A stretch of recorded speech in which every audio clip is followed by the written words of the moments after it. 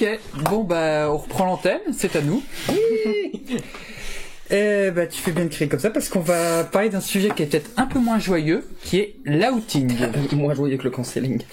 Wow. Ouais, alors ouais, d'accord. C'est dire à quel point c'est la montagne du fun, quoi. Voilà, alors peut-être pour faire un point de définition tout de suite. Donc on dit coming out quand on annonce à d'autres personnes qu'on est LGBT. Bon, c'est qu'on est gay, c'est qu'on est trans.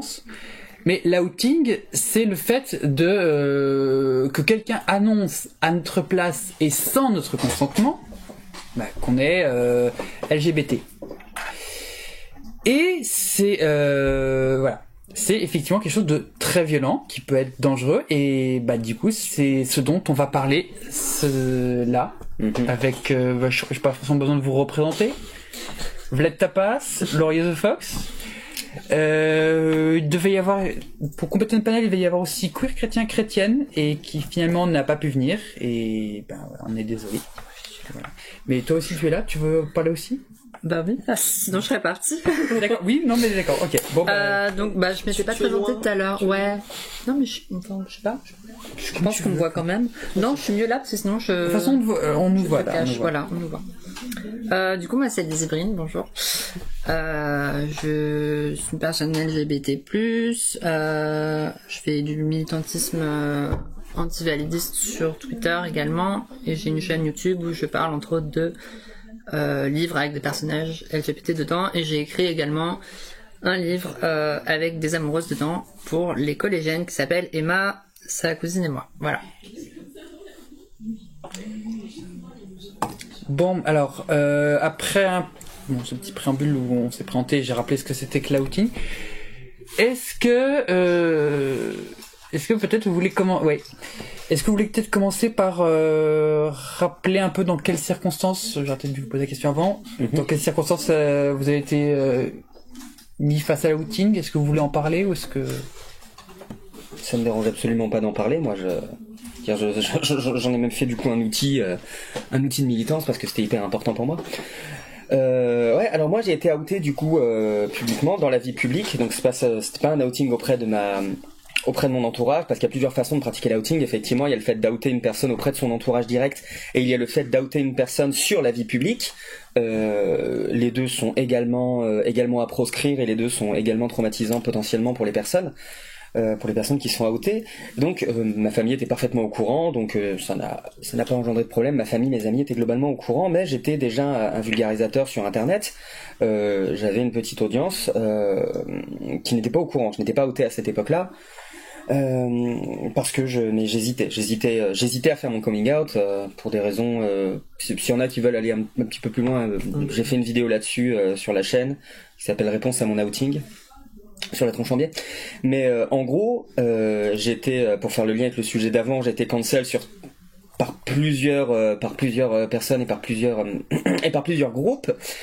Et il se trouve qu'il y a eu un événement scientifique à un moment. J'ai pas envie de dire quel événement scientifique parce que c'est un très très bon événement et j'ai pas envie que ça rejaillisse mal sur eux, qui était organisé et il commençait à annoncer la liste des participants et une personne leur a répondu en disant j'espère que Vlad Tapas ne viendra pas.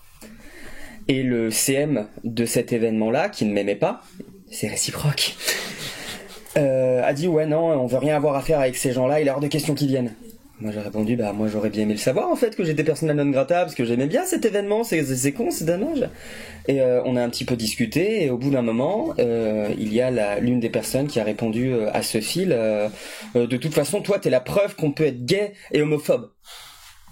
Et là je me suis dit waouh, attends, on fait une pause, ça vient de m'arriver. En plus c'était le jour de Noël. Il m'a niqué mon réveillon l'enfoiré. Et du coup, je me suis fait outer, c'est-à-dire que je me suis fait déposséder de quand et si je voulais faire mon coming out. Et ça, les gens ne se rendent pas forcément compte, mais c'est hyper violent. parce que c'est un moment hyper important dans la vie d'une personne queer, le coming out. Je dis ça pour les personnes cis qui regardent la vidéo et qui peuvent pas forcément se rendre compte. Toutes les autres personnes savent exactement ce que c'est, mais c'est potentiellement un moment très très dur. Le coming out, c'est quelque chose d'hyper important, et se faire déposséder de quand et si on a envie de le faire, ça ne se fait pas. Cette personne a même fait la promotion du fair outing. Le fair outing, ça a été pendant un moment un objet de militance qui consistait à mettre sur la place publique l'homosexualité, la transidentité, en tout cas l'identité ou la sexualité d'une personne qui elle-même desservait sa propre communauté. Notamment par exemple les hommes politiques homophobes qui faisaient passer des lois homophobes. Et donc il y a eu pendant un moment cet outil qui n'est pas resté très très longtemps. On s'est très très vite rendu compte que c'était pas une très très bonne méthode, mais en tout cas le fair outing c'est quelque chose qui existait, et la personne qui m'a outé a fait la promotion du fair outing en disant qu'elle estimait qu'il était normal de m'outer et que c'était un bon outil pour la militance. Je ne pense pas. Mais en tout cas voilà, c'est ça les circonstances de l'outing que j'ai subi. En ce qui me concerne, c'est dans un contexte j'allais dire personnel, mais je trouve que c'était dans le milieu professionnel, mais étant donné que c'est de la garde d'enfants, il y a une ambiguïté, enfin c'est un statut qui est assez particulier. On a une relation avec les familles qui est toujours à la frontière du professionnel et de l'amitié parfois, j'allais dire, mais enfin ça reste une relation différente de la relation que je peux avoir avec des patrons des entreprises dans lesquelles j'ai bossé. Et le fait est que il y a 2 ans, j'ai été outée par une personne, je vais pas rentrer dans les détails, mais j'ai été outée auprès de la mère, de la famille dont je gardais les enfants. Et sa réaction était extrêmement violente. Et elle m'a dit, elle a réfléchi à si elle voulait ou non que je continue à garder ses enfants. Donc je suis restée dans une sorte de zone de flou pendant 2-3 semaines. Elle m'a dit j'y réfléchis, et ça a été très dur, et finalement du jour au lendemain elle a pris sa décision. Elle m'a dit rends-moi les clés, je veux plus que tu parles à mes enfants, je veux plus que tu aies aucun contact avec mes enfants, parce que je suis pas d'une personne comme ça chez moi, et je veux pas qu'on mette des choses comme ça dans la tête de mes enfants. Et ses justifications étaient abominables, et m'a fait des raccourcis horribles que je vais pas répéter ici, mais enfin voilà. Et donc après je suis allée voir sur le coup j'ai pas réussi à me défendre en fait, parce que c'était trop dur, et j'ai fini par aller voir un délégué de défenseur des droits, et qui ne savait pas quoi faire en fait, qui a réussi à m'aider et à négocier avec la mère, mais qui vraiment n'y connaissait rien. C'était à moi de tout lui expliquer et de faire le travail pour lui, alors que j'étais dans mon tort en fait. C'était un sentiment abusif, mais voilà. Donc j'ai pas été soutenue à aucun moment en fait dans cette histoire. Voilà.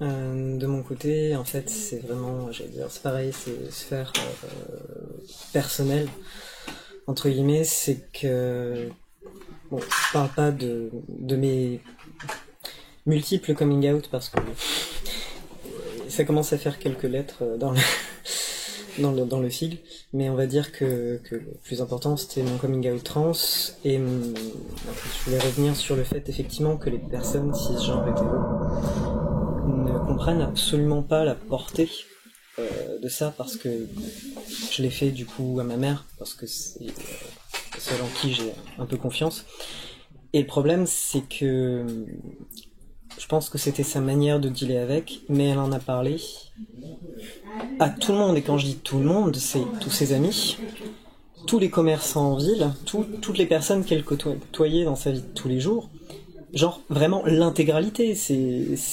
Donc c'était pas que la famille, où j'avais pas encore dit en plus, mais c'est-à-dire vraiment toutes les personnes, et ça pouvait être n'importe qui, même des personnes des personnes qui n'étaient pas forcément, qui n'étaient pas dans le cercle familial, effectivement. La moitié de la ville, du coup, était au courant, et quand je suis redescendu la voir, j'ai senti le regard des gens, et le malaise, et heureusement, moi, si j'ai eu aucun aspect négatif. En plus, comme je dis souvent, c'est que j'ai eu plutôt de la chance, c'est parce que j'ai fait j'ai ma transition sur le tard, je me suis mon coming out à moi-même sur le tard, donc avec déjà, je suis âgé, j'ai déjà une situation, je peux pas me retrouver à la rue ou quoi que ce soit globalement, et puis j'ai un métier où, bon, globalement, j'ai pas à voir des personnes en vrai, en étant auteur de BD, et je suis vraiment très protégé, je suis particulièrement chanceux là-dessus, mais clairement, ça a été une période assez difficile parce que peu importe la personne que j'allais croiser en ville, elle le savait.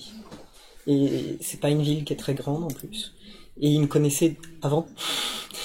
Et c'était extrêmement, extrêmement malaisant. Et on va dire que le minimum, c'était des regards, beaucoup de regards de dégoût.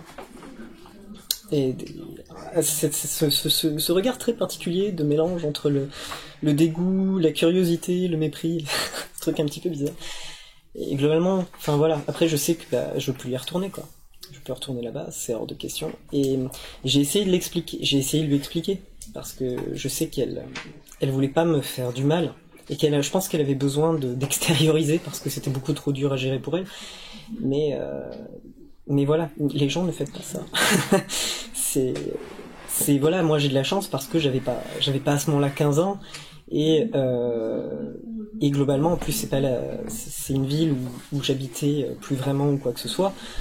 Donc ça va, vraiment j'ai eu beaucoup de chance, mais j'imagine même pas mes adelphes qui sont des fois des ados ou qui ont pas de boulot ou des choses comme ça, si après ils essayent de s'insérer, si t'as une ville entière qui sait qui tu es, enfin c'est horrible, et en plus t'as pas de prise là-dessus, ça devient... Ouais. Et pour revenir sur le fair outing, en fait j'ai découvert le mot avec ton outing en fait. Ouais, bah... Et j'ai vu aussi d'autres personnes sur Twitter enjoindre toujours ce côté, oui mais telle personne est homophobe, telle personne est d'extrême droite, donc, et puis avec aussi une personne que je ne nommerai pas, que je trouve qu'il y a une fraude complètement dans le côté Twitter militant, mais bon. Juste avant, oui. On va définir fair outing qu'on pourrait traduire par outing légitime. Donc c'est-à-dire un moment où on considérait qu'il est légitime d'outer quelqu'un, alors qu'il peut jamais être légitime d'outer quelqu'un. C'est ça. Et une personne qui disait toutes les personnes publiques, politiques, célèbres, toutes les personnes qui seraient potentiellement qui auraient une place dans la vie publique doivent faire leur coming out obligatoirement. Et ça, je suis pas d'accord. Non.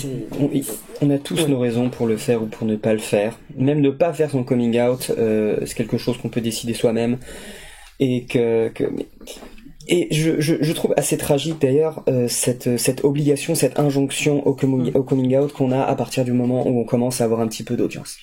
Et moi, c'est quelque chose qui m'a torturé. C'est vraiment quelque chose qui m'a torturé parce que j'avais pas envie d'être la caution queer du milieu scientifique. J'avais pas envie d'être ça. Je considérais que j'étais avant d'être queer, je considérais que j'étais vulgarisateur scientifique, je considérais que j'étais chanteur de métal, je considérais que c'était ça les identités que j'avais envie d'avoir. Mais en même temps, j'avais cette espèce d'interrogation de justement, mon identité c'est pas LGBT. Peut-être qu'il y a d'autres personnes queer qui pourraient avoir envie d'avoir des représentations queer dans des environnements qui sont pas forcément des environnements 100% queer. Parce qu'une personne qui tient une chaîne YouTube qui parle d'identité, qui parle de sexualité, elle dit elle est queer, bon, bah, j'ai envie de dire no shit, et dit oui, très bien, soit. Une personne qui ne parle pas de ça et qui se dit queer, potentiellement ça peut aider. Moi j'aurais aimé avoir ça quand j'étais un jeune queer qui se découvrait. Parce qu'à l'époque, dès qu'il y avait un queer à la télévision, c'était le queer de service. Dès qu'il y avait un personnage queer dans une série, son identité, c'était queer. Et moi, j'aurais bien aimé pouvoir me dire, ah bah tiens, cette personne fait ça, et par ailleurs, elle est queer. et pour ne pas me sentir enfermé dans ce rôle et ne pas me dire toute ma vie je vais être ça. Et du coup, mais c'était une torture pour moi parce que je me demandais, est-ce que j'ai envie presque de rendre hommage à ce jeune queer que j'étais et qui avait envie d'avoir ce genre de représentation, ou est-ce que j'ai envie juste de ne pas parler de ça? Et du coup, ça a été une torture pour moi. C'est vraiment un sujet qui m'a préoccupé pendant 4 ans. Je me disais, est-ce que je fais mon coming out? Est-ce que je le fais pas? Et là, il y a un connard qui arrive et qui dit, tiens, ton coming out, tu vas le faire, j'ai décidé. C'est d'une violence, c'est une dépossession totale. Et on m'a pas laissé faire, on m'a absolument pas laissé le choix de mon coming out. Et en plus, moi, j'ai ça aussi, j'en parle dans ma vidéo parce que j'ai un ami qui s'est suicidé parce qu'on l'a outé, parce qu'il était pas prêt à faire son coming out. Il était pas prêt à faire son coming out et il a pas réussi à gérer la pression, il n'a pas réussi à gérer le fait que de devoir, avant d'être prêt, faire son coming out. Et à côté de ça, on a des gens qui même dans les milieux militants, qui savent ce que c'est la force du coming out, qui savent à quel point c'est un moment important, qui vont venir et vous dire, à partir du moment où vous avez une identité publique, vous avez le devoir de faire votre coming out. Comment peut-on en arriver à de telles extrémités? Comment peut-on en arriver à de telles paroles et à de telles injonctions quand on sait à quel point un coming out c'est un moment pas forcément dur, parce que pour certains d'entre nous ça s'est très bien passé, et heureusement, mais en tout cas un moment important. Un moment important, dire voilà, bah ça c'est ce que je suis. C'est hyper dur, c'est hyper important. Puis même chose, j'ai un ex, pour rester dans ce genre d'histoire-là, d'outing qui sont pas bien passés du tout. J'ai un ex, j'étais son premier copain. Et il était sur un groupe de parole, sur un groupe de parole de sujets LGBT et connexes. Et il en parlait un petit peu, il posait des questions et tout. Il intervenait là-dessus et au bout d'un moment, il y a des gens qui, à cause de la sacro-sainte parole des concernés, lui disaient ouais mais toi est-ce que t'es concerné? Est-ce que t'es concerné pour dire ça? Pourquoi est-ce que tu dis ça? Ouais mais est-ce que tu sais seulement ce que c'est? Et au bout d'un moment, il a été obligé de dire oui mais voilà, moi je suis pas hétéro, donc laissez-moi parler. Et il m'a appelé, il était pas bien parce qu'on l'a forcé à s'outer pour avoir le droit de parler, pour avoir des éléments pour aller mieux. Je veux dire, c'est kafkaïen comme modus operandi. Et on en est là justement parce que il y a ces injonctions à l'outing qui aujourd'hui encore existent alors qu'on sait à quel point le coming out est un moment important, quoi. C'est fou. Ce que tu dis, ça me rappelle certaines situations où, enfin, je prends un exemple. Je suis actrice et il se trouve que je suis out en tant que lesbienne, mais que, si je l'étais pas et qu'un jour j'étais amenée à jouer un rôle de lesbienne dans un film et que je n'étais pas out, il y aurait des personnes, comme tu dis, qui me reprocheront de pas être concernée et me dire mais pourquoi est-ce que tu joues une personne lesbienne dans un film alors que tu n'es pas concernée. Et moi en tant que personne lesbienne, qu'est-ce que je fais en fait? Et ce qui est terrible, c'est qu'on pourrait les comprendre. On pourrait comprendre le fait de se dire ouais mais on a besoin de plus de représentation de personnes trans qui jouent des personnes trans, de personnes lesbiennes qui jouent des personnes lesbiennes, de personnes gays qui jouent des personnes gays. Faut arrêter de donner ces rôles toujours aux mêmes, c'est-à-dire toujours aussi hétéro. On peut le comprendre. Oui, c'est totalement. Ça peut se comprendre, mais en même temps, voilà, il y a, comme tu dis, ça te forcerait entre les deux, quoi. J'ai l'impression que c'est un petit peu le côté, comment dire, qu'on part du principe, il vaut mieux qu'une majorité de personnes soient gagnantes, et peu importe les quelques dommages collatéraux, les quelques individualités, les quelques personnes qui vont en souffrir en fait à terme, et qu'il vaut mieux que ça soit le groupe en fait qui gagne. Enfin, c'est dans ce que vous dites, ce qui me fait penser à ça, quoi. C'est pas faux. Et pour les personnes publiques, il y a toujours le côté, oui, mais cette personne est privilégiée parce qu'elle gagne de l'argent, ou que c'est une personne qui est née, enfin, oui, la personne peut avoir des privilèges, mais pour moi, c'est vraiment une méthode, j'allais dire, de faf, l'outing. Et c'est pour ça que pour moi, le faire outing, ça existe pas du tout. c'est s'abaisser de la même manière que les personnes qui veulent nous tabasser, qui veulent nous buter. Puis faire exactement les mêmes choses, quoi. Et puis symboliquement, qu'est-ce que ça veut dire de se dire je vais utiliser ta sexualité ou ton identité Pour te comme une discréditer. arme contre toi. Voilà, je veux dire, le sous-texte de ça, c'est grave. Ça veut dire que ton homosexualité, ta transidentité, ça, on va te faire du mal avec. Qu'est-ce que c'est le message que ça transmet, quoi? Symboliquement, c'est d'une gravité. Alors, c'est non seulement d'une gravité extrême, mais c'est aujourd'hui effectivement reconnu par là. Il y a déjà eu des personnes qui ont, enfin, je pense notamment au cas d'un journaliste qui avait enquêté sur un député du Front National à l'époque, qui l'avait outé et avait outé en même temps, en l'outant, il avait outé aussi son copain. Donc effectivement. Et ce journaliste avait finalement été condamné effectivement, parce qu'effectivement, la justice reconnaissait entre guillemets qu'il n'y avait pas de motif valable dans ce cas-là effectivement à outer quelqu'un. C'est-à-dire que là en plus on a une situation où effectivement on a un parti homophobe et un député qui est lui-même gay. Donc la situation où les gens qui se réclament du fair outing, enfin la situation parfaite pour les gens qui se réclament du fair outing, et là la justice a dit non. Donc en tout cas en France effectivement c'est cette notion de fair outing peut mener les gens qui s'appuient dessus devant les tribunaux. On soit juste très clair là-dessus. Au-delà de toutes les questions effectivement morales, effectivement qu'on peut, morale, personnelle, éthique, d'un point de vue LGBT, aussi d'un point de vue d'une société cis hétéro, malgré tout, ce fair outing n'existe pas. De mémoire, je crois Act Up avait à plusieurs reprises menacé effectivement d'outer les gens et finalement s'y était repris. Je crois que Oui, d'ailleurs le fameux bonhomme qui avait, je crois qu'Act Up lui a répondu quand il a dit je me revendique du fair outing comme Act Up. Je crois qu'Act Up lui avait répondu pour dire on n'a jamais été pour le fair outing, c'est une erreur. Donc non, même Act Up pour le coup ne faisait pas la promotion du fair outing. Et si elle l'a fait, ce que je sache non, elle a reconnu par la suite que non, ça n'était pas quelque chose à faire et c'est complètement revendiqué contre ça, quoi. Act Up, pour peut-être les gens qui n'ont pas connu, c'était une asso effectivement notamment gay dans les années 80, qui n'était pas extrémiste mais qui était juste effectivement une association qui n'hésitait pas à prôner ce qu'on appellerait aujourd'hui de la désobéissance civile pour effectivement parler des sujets LGBT et parler des sujets liés au VIH, SIDA. Donc si effectivement l'association qui pousse le plus à la désobéissance civile refuse l'outing, c'est quand même quelque chose, c'est quand même une espèce de ligne rouge assez absolue dans nos milieux militants. Et non, c'est sûr. Si on se réclame effectivement de nos milieux militants, on devrait vraiment se rendre compte et regarder effectivement que à travers cette histoire-là, qu'il y a une limite que même les plus désobéissants d'entre nous n'ont jamais voulu franchir. Et effectivement, c'est très intéressant ce que tu disais sur qu'est-ce que ça dit de nos sexualités.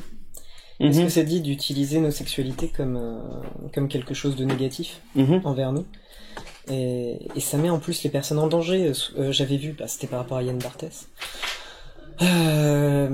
Quand j'en parlais du coup en ligne, des personnes disaient non mais lui il sera jamais en danger, il a une position privilégiée, il aura jamais de problème. Qu'est-ce que t'en sais? Déjà qu'est-ce que t'en sais? Puis je veux dire c'est des personnes qui ne voient pas le nombre de personnes qui sont tabassées même à Paris ou des choses comme ça. Enfin et puis même c'est par principe quoi. Ça veut dire que potentiellement tu l'as mis en danger de se faire blesser ou de mort potentiellement. Et c'est vraiment, je pense, c'est vraiment un espèce de, c'est là où vraiment les personnes cisgenres hétéros doivent comprendre qu'il y a vraiment cette déconnexion entre leur genre et leur orientation sexuelle par rapport à nous. Parce que nous, on peut pas utiliser justement leur orientation sexuelle et leur genre contre eux, parce que c'est censé être la normalité, et c'est même pas censé les définir plus ou moins. Enfin je pense que c'est vraiment pour ça que les personnes cis-het ne comprennent pas. C'est malgré le fait qu'ils doivent lire les journaux avec à chaque fois le nombre de personnes trans, personnes gays, personnes lesbiennes qui se font tabasser, tuer ou des choses comme ça. Il y a vraiment une incompréhension totale. Ça les touche pas malgré tout. Parce que eux, ils se sentent pas en danger par rapport à ça. Et oui, puis je veux dire, je souhaite à personne de découvrir dans sa petite enfance ou à une époque de construction hyper importante que quoi que tu fasses dans ta vie, de toute façon, tu es différent. Quoi que tu fasses, ce que tu es, pas tes actes, ce que tu es, posera problème aux autres. Quelque chose que fondamentalement, mais je souhaite à personne, et quelque part, je leur en veux pas. Je comprends aussi Z qui ne sont pas en mesure de comprendre la difficulté de ce que c'est qu'un coming out, peut-être parce que justement, ce sont des personnes qui acceptent les personnes trans, les personnes LGBT, les personnes queer en général, qui ne se rendent pas compte du coup à quel point c'est compliqué. Et bien, même avec des parents aimants, acceptants, des parents trans acceptants, homo acceptants, etc. Même auprès de personnes acceptantes, c'est hyper difficile potentiellement de faire un coming out à un âge où toi-même tu te découvres. Et bien voilà, aujourd'hui on est des personnes adultes. On a traversé ça. Je pense pouvoir dire sans trop de risque que globalement c'est plus quelque chose qui nous pose trop problème un coming out aujourd'hui. Peut-être que si, auquel cas vous pourrez en parler. Moi je sais qu'aujourd'hui j'ai plus aucun problème et même c'est quelque chose que je revendique. Je veux dire, Laurie, on en a souvent parlé. Je suis chanteur dans un groupe de métal qui est un style éminemment homophobe, éminemment sexiste, éminemment transphobe, et du coup j'utilise le fait d'être queer moi-même comme un outil là-dedans. Pour moi c'est un véritable outil militant et j'estime même qu'il faut le plus possible que les gens le sachent pour que justement les personnes queer qui aiment le métal puissent avoir quelque chose auquel se rattacher. Parce que quand on aime le métal, qu'on est queer et qu'on n'ose pas aller en concert parce qu'on se sent pas bien, parce qu'on a peur, mais c'est dur. Je me rappelle, ça c'est une anecdote qui moi me touche beaucoup et qui m'a permis de me rendre compte et qui m'a donné encore plus envie d'être out. J'avais un concert qui s'organisait dans ma ville et il se trouve qu'il y avait une soirée dans l'association LGBT dans laquelle j'étais.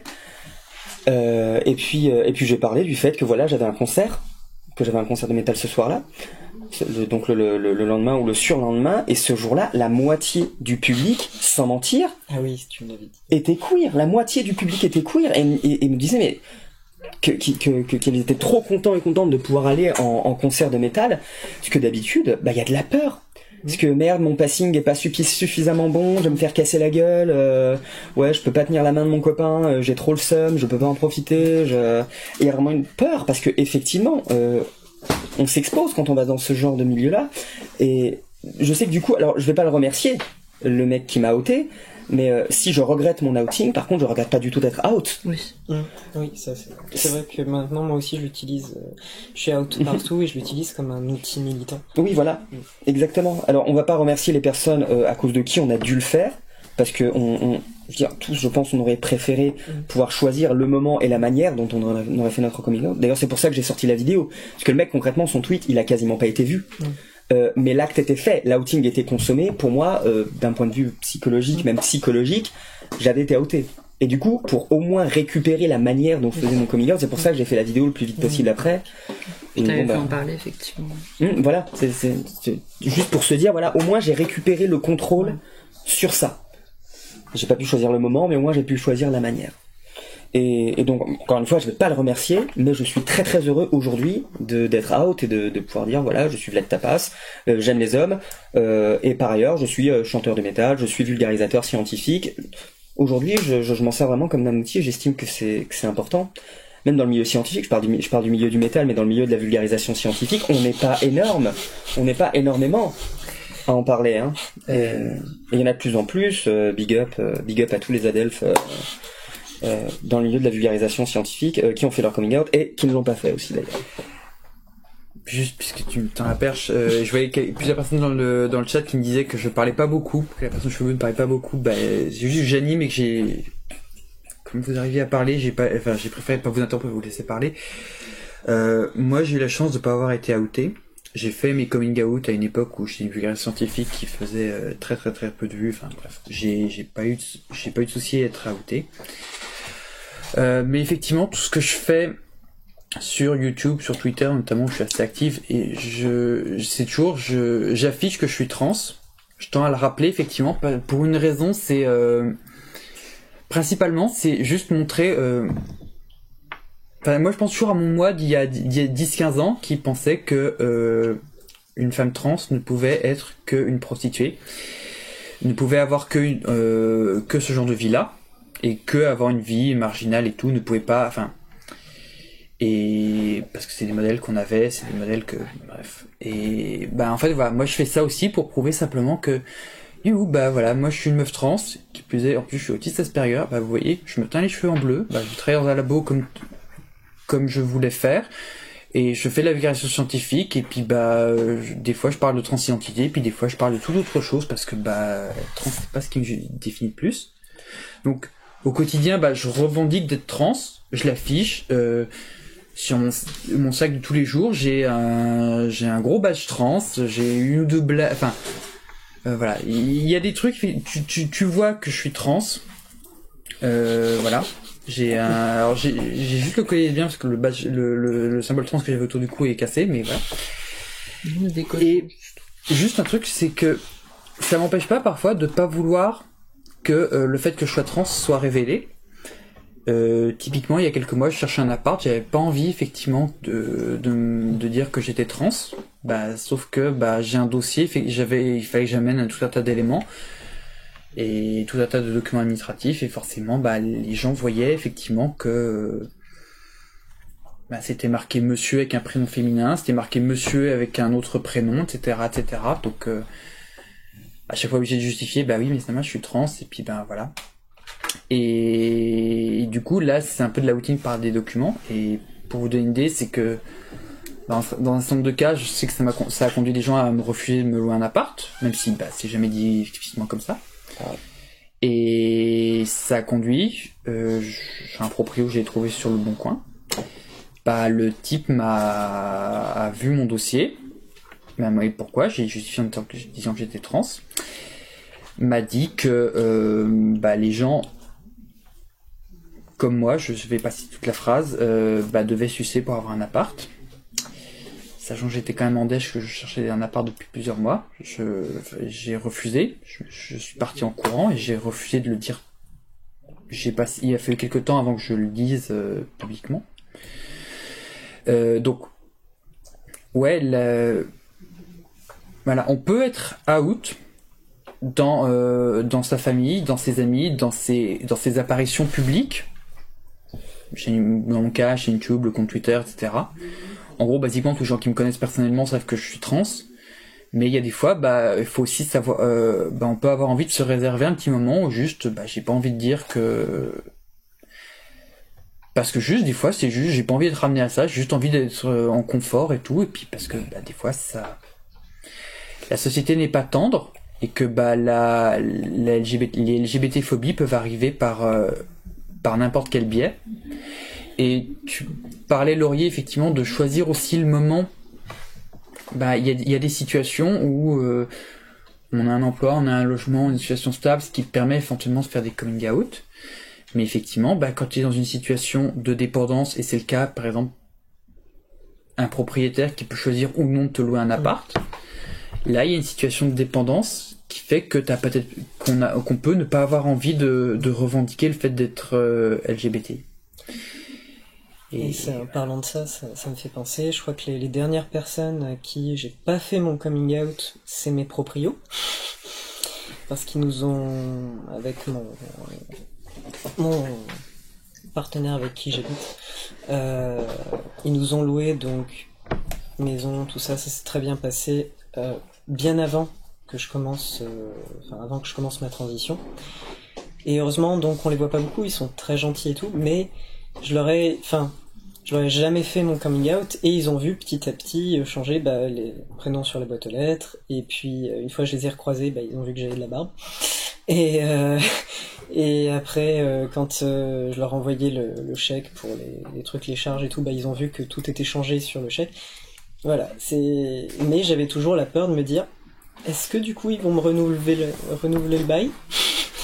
C'est pas simple, parce que voilà, pareil, je peux être très militant, je peux en avoir rien à faire pour moi c'est vraiment un outil, j'ai envie de l'utiliser, je suis fier d'être trans, ça m'a pris du temps. Mais effectivement, il reste quand même toutes ces fois-là où tu te dis, est-ce que ça va me faire perdre mon appart? Est-ce que ça va faire perdre mon taf? Est-ce que ça... Donc oui, c'est ça. C'est des fois t'as juste, enfin c'est pas ne pas être. Je fais une petite parenthèse parce que ça rejoint ce que tu dis, mais c'est pas ne pas être un bon militant, ne pas être suffisamment politisé que de ne pas vouloir être out 24 heures sur 24, 7 jours sur 7 et de militer 24 heures sur 24, 7 jours sur 7. Vous avez le droit d'être un être humain avant d'être une personne queer ou d'être vos revendications de personnes queer. Ça fait partie de moi, c'est intégrant. Mais voilà, c'est pas parce que des fois vous vous planquez, vous dites pas que vous êtes gay, lesbienne, trans, intersexe ou quoi que ce soit, que vous êtes un mauvais militant, que vous êtes pas une vraie bonne personne queer, super politisée. Non.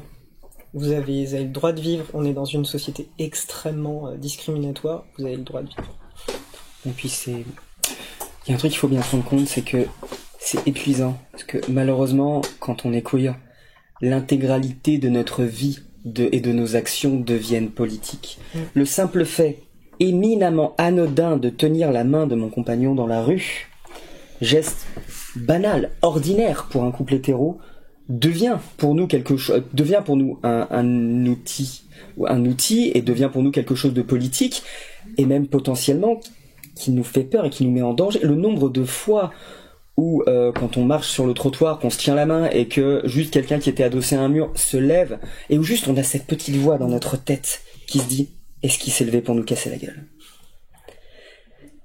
Alors qu'il ne s'est rien passé, juste ce pauvre garçon allait traverser la route, mais on a toujours cette crainte, alors que c'est un geste normal, c'est un geste anodin, tenir la main de son compagnon. Ce que tu dis que c'est un geste anodin, je l'ai jamais ressenti en fait, parce que cette peur, je l'ai toujours vécue. Bah exactement. Et de se dire que pour certaines personnes, c'est quelque chose de normal et qu'elles se disent pas. C'est ça, c'est des questions qu'on ne se pose pas. Et c'est pour ça qu'il y a vraiment énormément de cisettes, on revient là-dessus, qui ne comprennent pas ce que ça peut être qu'un coming out, qui ne comprennent pas à quel point outer c'est quelque chose de grave. Et même des fois c'est bienveillant. Des fois il y a certains outings qui sont vécus comme bienveillants, genre des parents qui vont présenter leur enfant comme étant queer. Pour ses parents ça peut être bienveillant, ça peut même être une manière de dire je t'accepte. C'est ce qu'a fait ma mère quand elle en a parlé à l'intégralité. Exactement. De la vie. C'est que elle avait besoin d'extérioriser, mais il y avait ce côté et puis quand on lui disait de la merde, elle me défendait et elle était fière de moi, mais j'ai dit mais t'avais pas besoin de le dire à l'intégralité de la population. Moi ça va pas me mettre en danger, mais ça aurait mis en danger n'importe qui d'autre. Et voilà. Ma grand-mère m'a reproché d'avoir fait mon coming out à certaines personnes de ma famille parce qu'elle voulait le faire elle-même.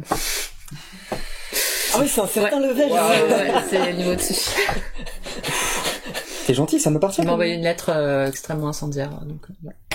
Elle t'a vraiment pourri. Oui. C'est chaud quoi. Et puis c'est dur parce qu'à ces personnes-là même, on culpabilise de leur en vouloir. Parce qu'on les aime. Ouais. Voilà, on les aime, on sait qu'elles pensaient pas mal.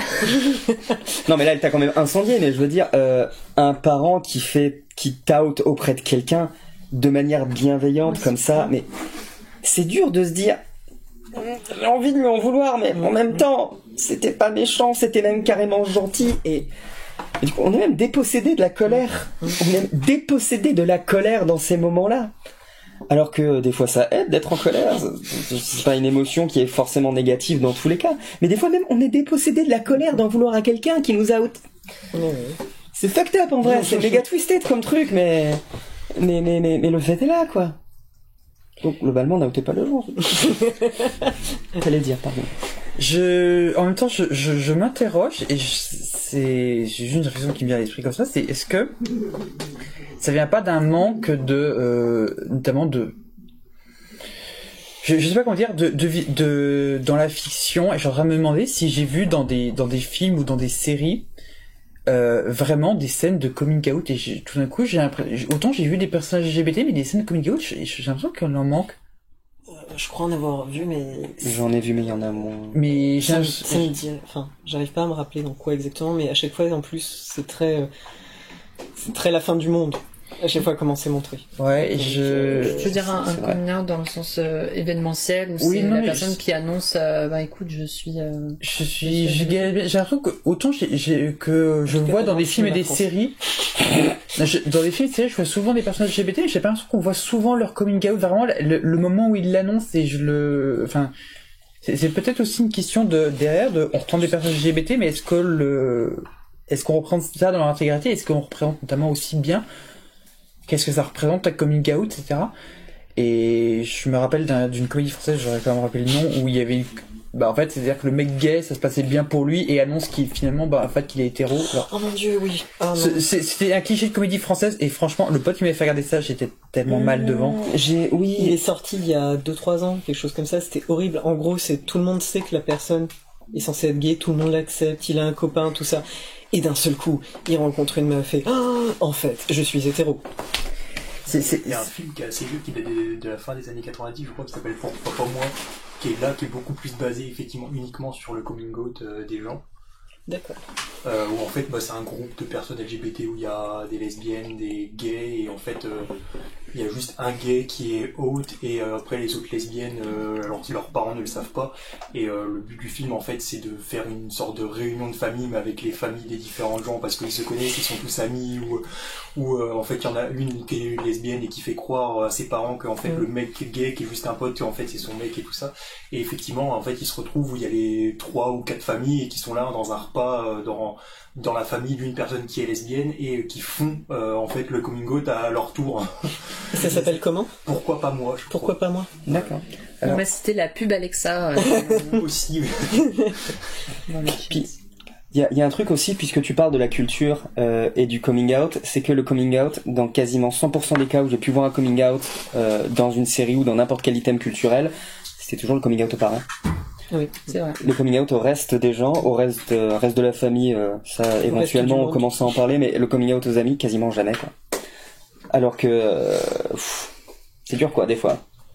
Et ça, c'est effectivement un truc, pour le coup, autant coming out j'en ai vu, autant coming out aux amis dans une série, ça ne me dit rien. Par contre, j'ai vu des humoristes, enfin quand je dis humoristes, c'est aussi sur le YouTube Game, français, s'amuser avec le coming out. Beaucoup. Ouais, dans la gênance. Hein. Oui, dans la gênance, en mode en fait, je fais mon coming out, je suis une banane. Voilà. Mais prenez feu, quoi. Arrêtez ça, les gens. Dans le chat, j'ai un peu lu au fur et à mesure, on nous a cité les signes de coming out. Alors, il y a eu dans Scam, il y a eu dans la saison 2 de Sabrina, que je n'ai pas encore regardé, que j'aurais bien aimé regarder. Ah oui, c'est vrai. Voilà. Je crois qu'il y a aussi Supergirl, effectivement, mais j'ai pas encore atteint ce point-là, en fait. Quelqu'un a cité Sex Education aussi. Et Sex Education aussi a été cité, je pense. C'est récent, en fait. Supergirl, c'est assez tôt, je crois. Oui, mais je ne regardé que la saison. D'accord. Il me semblait que c'était dans la saison. Bref. Mais on me l'a à peine spoilé, donc voilà. D'accord. Par contre, du coup, pardon, excuse-moi. Juste pour dire, il y a pas forcément des masses de coming out représentées, ou alors c'est assez récent comme là, mais en fait je suis pas sûr de me rappeler d'un média culturel qui parle d'outing justement. Ça ne me dit rien du tout. Non, pareil. Les gens dans le chat, si jamais vous connaissez un film ou une série où il y a des gens qui se font outer et où c'est représenté comme étant pas une bonne chose, ouais, c'est très cool. Mais il y a un nombre hallucinant de personnes qui m'ont dit qu'il avait découvert le concept d'outing avec ma vidéo. Parce qu'effectivement, c'est pas un truc très très connu, y compris d'ailleurs dans les cercles LGBT. C'est pas forcément quelque chose d'évident, et d'autant plus qu'en fait l'outing est pratiqué de manière très régulière, y compris par des personnes queer. Oui, même dans la commune. Ouais. C'est ça. Et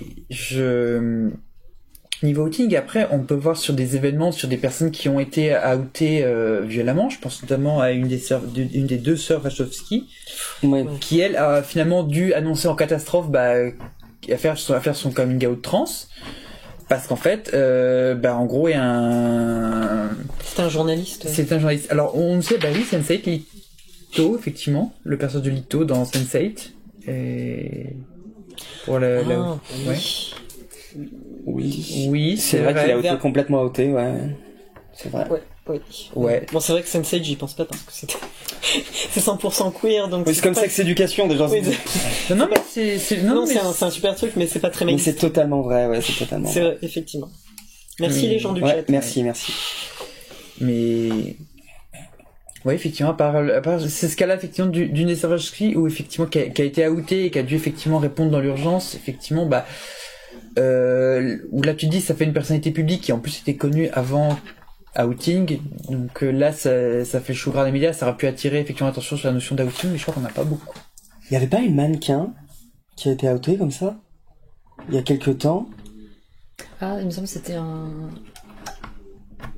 une youtubeuse du coup. Ah bah si, il y a du Nikki. maquillage. Il y a Nikki. Exactement, oui, Oui. voilà. Oui, c'est ça. C'était pas un mannequin, c'était pas une mannequin, c'était un. YouTubeuse Ouais, make-up. YouTubeuse make-up. C'est une youtubeuse. Pour résumer, donc c'était une vidéaste qui faisait du make-up, donc des tutos maquillage. Qui est une norme commune. Et qui était une des vidéastes les plus connues, et en fait était trans et avait choisi de pas en parler en fait, parce que les porcs sont vus, puis on respecte ça, c'est ce qu'on dit, et finalement en fait quelqu'un a menacé de la outer, donc elle a été obligée de pour court-circuiter ça, elle-même effectivement de faire son coming out. Voilà. Donc, voilà, mais encore une fois elle a pas eu le choix. Comme toi ou comme Lana ou comme. Enfin, Exactement.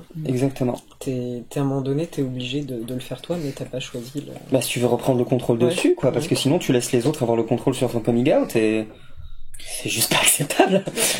J'avais vu, je sais pas si t'avais répondu à ça, mais j'avais vu dans les commentaires des gens qui comprenaient pas en disant. Mais pourquoi tu l'as pas juste ignoré si t'as fait une vidéo, c'est que du coup tu t'es personne n'a vu tout ça et tout. Il y a plein de gens qui ont dit ça effectivement et c'est très dur de leur expliquer. Parce qu'ils comprennent pas en fait. Oui. Psychologiquement l'impact que ça a. Exactement. Ouais, mais ce gars-là, son tweet, il aurait fini dans les larmes, quoi. Personne l'aurait vu. Ouais, peut-être, mais c'était fait. L'acte d'outing était consommé et c'était le seul moyen que j'avais de reprendre le contrôle dessus, quoi. Et encore une fois, je peux comprendre que pour des personnes qui ne sont pas concernées par ces problématiques-là, ce soit incompréhensible. Mais ouais, la chose était faite, quoi. Alors que j'avais par ailleurs absolument aucun problème avec ma sexualité. C'est d'ailleurs sans doute pour ça qu'il a pu m'outer. C'est parce que, en convention, je le cache pas. Je l'ai absolument jamais caché. Mon mec de l'époque, on n'était pas démonstratif du tout, donc ça se savait pas. N'empêche que dans les loges, tout ça, on était totalement out avec ça. Et c'est sans doute comme ça qu'il l'a pris. J'ai pas de problème. Tu aurais fait un coming out public comme ça si t'avais pas été outé? Je sais pas. Vraiment, je ne sais pas, parce que c'est vraiment une question que je me posais. Je me demandais, est-ce que je le fais? Parce que justement, c'est drôle parce qu'on est plusieurs à parler de mon moi du passé. J'aurais voulu que mon moi du passé ait quelqu'un comme ça. Et vraiment, je ne sais pas. Parce que c'est une question que je me posais énormément. Est-ce que j'ai envie d'être une force pour la communauté LGBT en n'étant pas connu parce que je suis queer, ou est-ce que j'ai envie juste de continuer à faire mon bonhomme de chemin en pratiquant ça? Je pense que j'aurais fini par faire mon coming out, à mon avis, mais quand? Absolument aucune idée. D'autant plus que j'ai malheureusement, la communauté sceptique, j'allais dire francophone, mais absolument partout dans le monde, et globalement très homophobe, transphobe et compagnie. Ouais, parce que j'ai surtout vu que c'était des mecs cis, hétéro blancs, et qu'il n'y avait pas beaucoup de zététiciennes. Non, malheureusement. Mais ça, je m'en lamente. Je me lamente de cette situation. Dès que je peux, je le dis, mais s'il vous plaît, les meufs, venez. On a besoin de vous. J'ai besoin d'avoir des invités meufs, parce que j'en ai marre de toujours inviter des mecs blancs, valides, neurotypiques, j'en peux plus. Et malheureusement, si on veut inviter des gens, on est obligé de le faire. Et il y en a beaucoup qui nous reprochent, ouais, mais vous invitez que des mecs. Ouais, mais il y a que des mecs. Et je m'en lamente. Mais ouais, non, globalement, c'est un milieu qui est hyper transphobe, hyper homophobe, le milieu sceptique en France. Et peut-être que par exemple, il y a de l'eau là. J'ai oublié mon verre. Ça va passer. Et truc pénible pour moi, par exemple, en tant que représentant de la communauté sceptique, je suis tellement au courant du fait que la communauté sceptique est hyper transphobe, que sur les réseaux sociaux, j'ai beaucoup de mal à être démonstratif avec mon mec. Parce que j'ai hyper peur de l'exposer à l'homophobie du milieu dans lequel j'officie. Où les gens sont plus ou moins dit ouais mais bon Vlad c'est un PD, c'est bon maintenant on le sait. Déjà buvez de l'eau. J'aimerais le faire, faites-le pour moi, buvez de l'eau. Je crois que quelqu'un est parti chercher un verre. C'est très valide. Mais j'ai méga peur de l'exposer quoi. J'ai hyper peur. Alors qu'il m'a déjà dit, il m'a dit mais je m'en fous moi, vas-y. Il m'a dit je m'en fous, je suis prêt à affronter ça. Mais j'ai pas envie. J'ai pas envie. Parce que malheureusement c'est un milieu qui est hyper dur. Et bon bah il y a énormément de personnes dans les commentaires de la vidéo qui ont été adorables. Globalement, si vous voulez une grosse dose de bonne humeur et de bienveillance, allez voir les commentaires de la vidéo de l'outing que j'ai fait. Mais malheureusement, il y en a un ou deux qui comprennent pas, parce que qui ont l'impression qu'en fait l'homosexualité, voilà, que c'est beaucoup de bruit pour rien, même que l'homosexualité, transphobie, c'est pas soutenu par les sciences. Please die. Kill yourself. J'ai appris dernièrement, j'étais horrifié, c'est quelqu'un tout à l'heure qui m'a dit que des gens sont venus sur sa chaîne de personnes trans en lui mettant des liens vers des vidéos à nous pour dire la transphobie n'existe, la transidentité n'existe pas. Genre, quoi? Mais not in mine, ne prenez pas mes vidéos pour justifier votre transphobie, niquez vos darons, mais niquez-les. Non. Et je crois bien que c'était la vidéo de Jacques Balthazar, dans laquelle en plus il parle de transidentité. Alors il le fait très maladroitement dans les termes parce qu'il est pas, il est absolument pas au courant de ces problématiques-là. De manière générale, son vocabulaire est très très maladroit, mais il parle des personnes, lui dit personnes qui se pensent hommes ou qui se pensent femmes. Alors à ce moment-là, je l'ai repris dans la vidéo parce que ça je pouvais pas le laisser passer. Mais et il le dit mais en toute bienveillance. Pour lui, il dit pas que ça n'existe pas. Il dit pas que ça n'existe pas et il ne dit même pas que c'est pas des personnes légitimes et qui n'ont. Pour lui, se penser homme, ça veut pas dire que la personne n'est pas légitime à se genrer au masculin. Merci. Et du coup, la personne va utiliser mon travail pour justifier sa transphobie. Je dis non, ne fais pas ça, ne faites pas ça, vite. Et il y a énormément de choses dans la communauté sceptique qui sont hyper gênantes, quoi. La transphobie, même le sexisme dans la communauté sceptique, quel enfer. Donc je pense que j'aurais fini par faire mon coming out, ne serait-ce que pour leur dire, mais fermez vos gueules. Fermez vos gueules, pitié. Parce que ouais, c'est l'enfer. C'est vraiment, c'est absolument l'enfer. Pareil, comme on disait tout à l'heure, on n'est pas très très nombreux sur le créneau de la science à être queer, quoi. S'il vous plaît, venez. Tu veux ajouter ou pas être nombreux à être out du coup, ou pas nombreux à être out. Et il y a des fois, mais on en parle entre nous, certains et certaines de mes adelphes queer qui font de la vulgarisation scientifique, où t'as envie de leur dire fais ton coming out s'il te plaît, et tu dis et tu regrettes d'avoir cette pensée de te dire j'ai envie que tu fasses ton coming out parce que tu sais que c'est pas à toi de le dire, mais en même temps tu te dis ce serait bien qu'il y ait plus de représentation, mais en même temps c'est pas à moi de décider si je vais le faire, mais en même temps tu dis c'est l'enfer. C'est l'enfer. Oui, parce que d'un côté, t'as envie de pas être la seule personne, mais en même temps, t'as pas envie que les autres personnes subissent ce que t'as subi. C'est ça. Mais je crois n'avoir jamais souhaité à quelqu'un de faire son. Je n'ai jamais pensé. Fais ton coming out, s'il te plaît. Non, Alors moi, j'avoue, ça m'est arrivé. Je le confesse. Parce que j'ai envie de plus de représentation. D'ailleurs, les personnes queer qui ont des chaînes de vulgarisation, si vous voulez un pic d'abonnés, faites votre coming out et je vous garantis que c'est partagé partout. Ouais, ça risque d'être partagé sur JBC aussi. A bad buzz is still a buzz. Ouais, mais... Enfin, c'est une blague. C'est une blague. Ne faites pas ça. Oui, ça peut augmenter, mais c'est vrai que quand tu te prends 5 pages de commentaires haineux sur... le forum de jeuxvideo.com, voilà. Ça, et faut moi les échos, là. Je peux te dire effectivement que ça m'est tombé un jour et ça m'est arrivé une fois. Je m'en souviens encore. Ça fait non, mais c'est les gens ne s'imaginent pas effectivement le torrent de haine qu'il peut y avoir effectivement et le temps qu'il a fallu passer pour tout faire nettoyer. C'est infernal. C'est vraiment. J'étais en train de déménager le jour où j'ai commencé à avoir tous les commentaires popés sur ma chaîne YouTube et puis j'ai même pas rebranché mon ordi. En fait, j'ai dû faire ça en urgence. C'est le torrent de merde et de haine qui s'abat sur toi effectivement et tout d'un coup être réduit juste beaucoup de gens s'attaquaient à mes cheveux bleus et moi les cheveux bleus c'est une étape c'est une étape importante de transition pour moi. C'est le moment où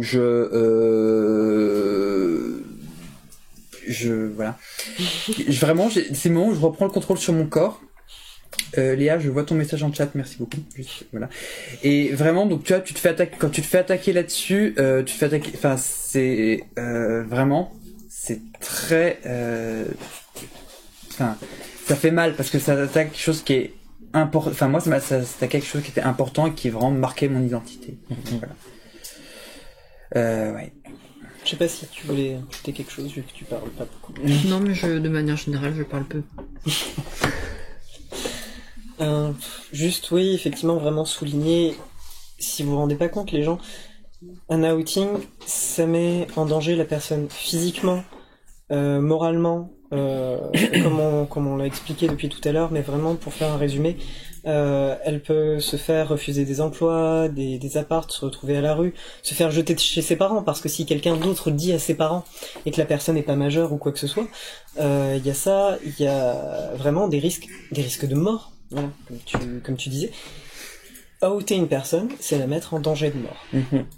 Vraiment, il faut que vous arriviez à... Je parle aux personnes cisgenres hétéros, bien sûr, mes adelphes, je parle pas pour vous, mais je parle pour ceux aussi qui sont dans la commune et qui parlent de faire outing. Peu importe la personne en face, vraiment peu importe, hein, vraiment, vous la mettez en danger de mort. Il faut que vous viviez avec ça. Et puis rendez-vous compte que votre projet, c'est quand même d'utiliser la sexualité ou l'identité de la personne afin de lui nuire. Qu'est-ce que ça dit sur le rapport entretenu à l'identité et à la sexualité? C'est une arme. Non.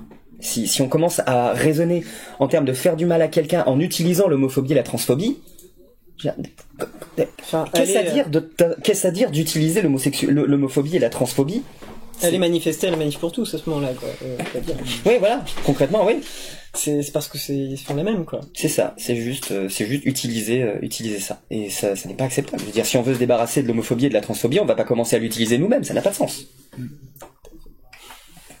pense que... Je sais pas si t'avais d'autres trucs. Non. Je pense qu'on a fait le tour. Ouais, je pense qu'on a fait le tour. Est-ce que quelqu'un voudrait peut-être rajouter un dernier truc? Non, en fait, je pense à beaucoup de choses, mais j'ai beaucoup de mal à rester dans le sujet, donc... Je comprends. Bah, je pense qu'on va peut-être passer effectivement au action. Puis peut-être pas été le plus facile. Donc voilà, le tout, n'outez jamais personne. N'outez pas les gens, en fait, globalement. Voilà. Quoi qu'il arrive. Et du coup, normalement, juste après, ça va être la libre antenne. Donc voilà. Et là, c'est pas moi qui vais gérer. On va parler de Voilà, il y a peut-être des choses plus sympas. On va rendre l'antenne et on va laisser la libre antenne. Et merci à tout le monde.